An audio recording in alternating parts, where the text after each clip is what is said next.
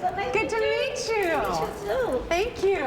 A rare face-to-face meeting with the governor for entrepreneurs working out of Flint's Ferris wheel building. It's a business hub providing shared workspaces for startups and seasoned businesses.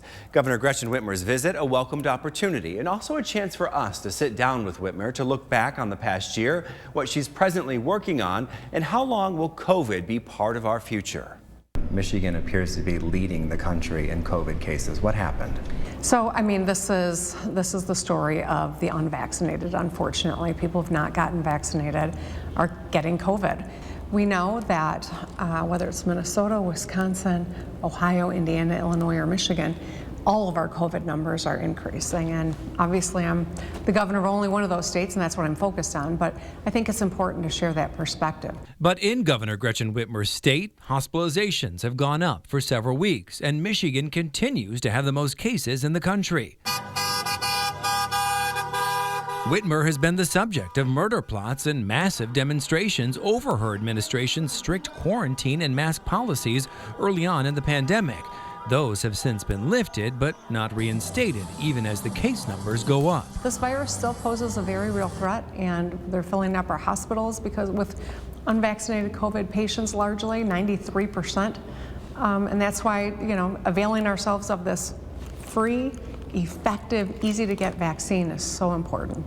You issued the directive to expedite Pfizer vaccines to children 5 to 11. And here we have parents, 20% or so, saying they'll do it to get their children vaccinated. How do you combat that?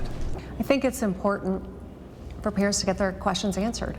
Any good parent is going to ask questions. That's a good thing.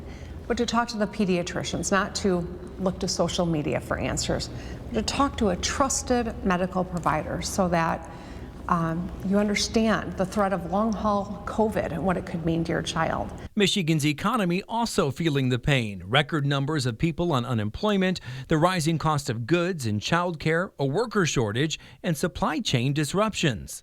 Michigan had a record number of people on unemployment during the pandemic, and now we just learned recently that $3.9 billion was overpaid in unemployment.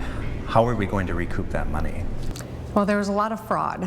There were a lot of people that took advantage of the crisis, a lot of organizations, some domestic, some foreign, moving fast when people were out of work and worried about keeping a roof over their heads in the middle of a pandemic with a virus that was rapidly spreading and people were dying. We needed to move fast. We did. Were some of the decisions in retrospect bad? Sure. The UIA in particular, there were some decisions to move quicker than I think the anti-fraud system should have dictated. That's a problem. So we have made some changes over there, and recouping as much as we can is something that is a priority. The office itself has been restructured. Office itself, the leadership, it's all very different. I think there are lots of lessons to learn from our experience with COVID, but moving swiftly and helping people get the aid even as quickly as it was moving, there were still people that weren't able to get their unemployment as quickly as they needed.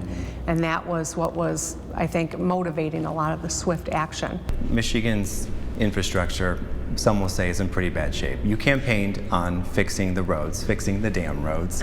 Have you fixed the roads? Well, the governor's answer to that question, as well as what's being done to help those affected by the dam failures, how she plans to prevent another Flint water crisis, and more in part 2 of our interview tonight on TV5 News at 11.